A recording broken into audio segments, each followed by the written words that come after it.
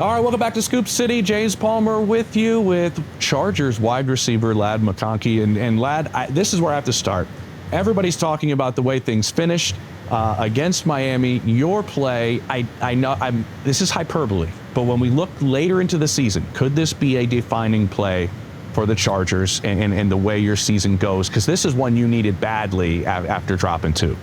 Yeah, I mean, I'm not going to say a defining play, but it very well could be like a defining game. I mean, we dropped 2 quick, right there back-to-back that, I feel like we can all agree we thought we should have won.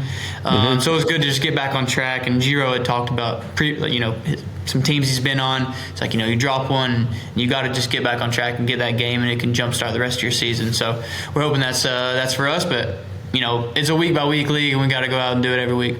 Yeah, to make the play, you obviously make yards after the catch, make a play with your legs. Justin obviously throwing defenders off him like always, it seems like. It wows all of us what he does. I mean, the throw to Keenan Allen against Denver was just unbelievable. Yeah. Are you guys still wowed by this at all, or is it commonplace you're just going to keep running routes because he's going to find a way to lose the defender and find you? Oh, no, it's like – you're definitely still wowed, but it happens. Yeah, definitely. It happens. You don't lose that. Throws he makes in practice or the games or whatever. Like, you see him on the field, but you don't really see it, and then you go back and watch the film. You're like, oh, okay, that was that looked a little different. That looked a little more difficult than I thought. So, but he's a heck of a player, heck of a leader. So, we're lucky he's our quarterback. 100%, because he can get all of you guys the ball. And I look at the 3 of you at the receiver spot, and you and Quentin, and I mentioned Keenan, you all kind of play it a little bit differently, and I think this is the best 3-person combo in the NFL. Can you kind of talk about how the 3 of you approach it and how you use each other within this passing game to kind of get each other open and use your different skill sets? Yeah, I'll speak on that, but we also, KLS is coming on. Yep. Trey Harris has played really good. He stepped up and got his first start last week. He played awesome. Get DD back. Him get back healthy. And so I feel like, we're deep at the receiver room, and we put so much time and effort into it this offseason to just be where we want to be. And I feel like we're only getting better, and we're a young receiver room. Keenan's a little older, but all of us are young. You broke all those records last year, man. But no, I mean, it's just – I feel like what makes us so special is we can all move around and play different positions, and we're all kind of – different, but we're similar as in, okay, we can all run and stretch the field, and you can put Q here, me there, Keenan there, and we can all mix and match everywhere. Yeah, I love that you talk about moving you guys around, and you can play inside so well, but you can also play outside, and we know what Keenan can do, and you mentioned Q.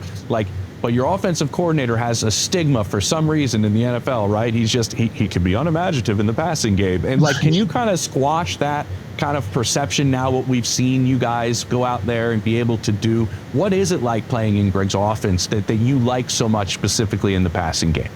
Yeah, you have your set rules and okay, run the route like this, whatever. But at the end of the day, he gives us a lot of freedom. I was going to say that. You seem to have it. He gives us a lot of freedom, and I think that's that comes with the trust we've built, the trust he has in Justin, and the trust he has in us as receivers to go do it in practice, and then obviously translate it into the game. So, we all have our bits and pieces, mix and match, and do it there. But at the end of the day, you get to your spot and get open, catch the ball, move the chains, and everybody's happy. Yeah, you're kind of a student of the game. I know you study the game. Do you?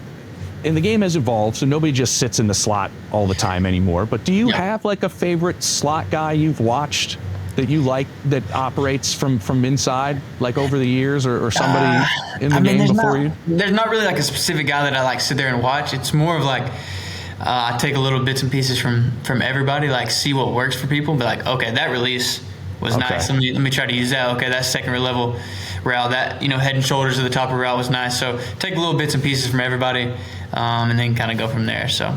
Yeah, it's interesting. I had a conversation with DeAndre Hopkins a few years ago where it was interesting. He said, I study everybody that doesn't play the game like me. I can already do the things that I can do. Yeah. It's guys that do it differently than me. What can I steal from him? He's like, I steal from Julian Edelman all the time. He plays it a lot differently than me.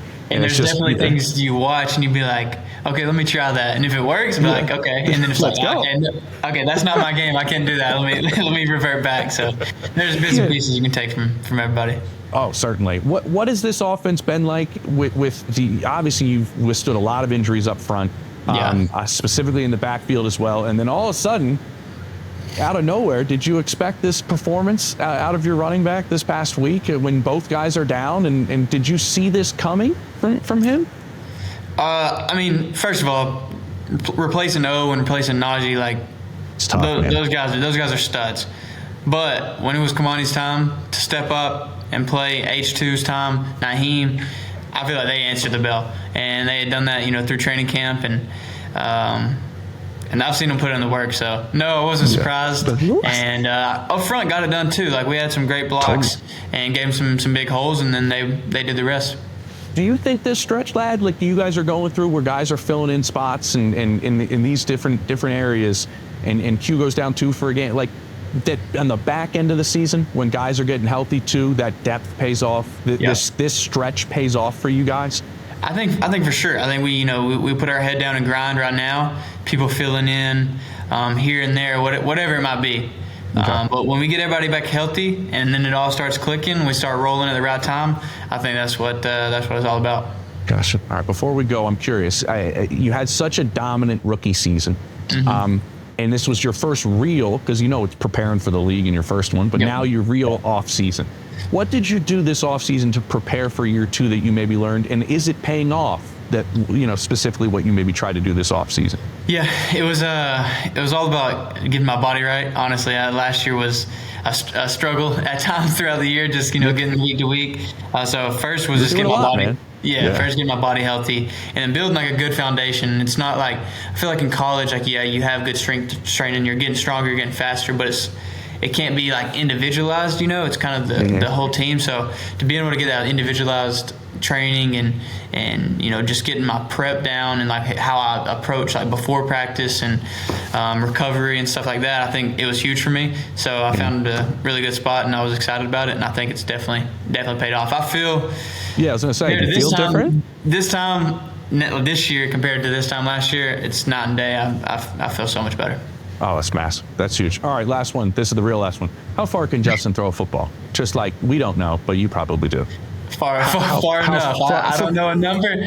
I don't know enough, but I've never seen him underthrow somebody. I was about to say, he's not going to underthrow you, is he? Like, far enough. That's not happening. Awesome. I appreciate you joining, man. Thanks so much for chatting with us, and good luck against Indy. That's a defense. Lose wily guy back there, man. Lou Anarim. So good luck. Yeah, thank you. I appreciate it.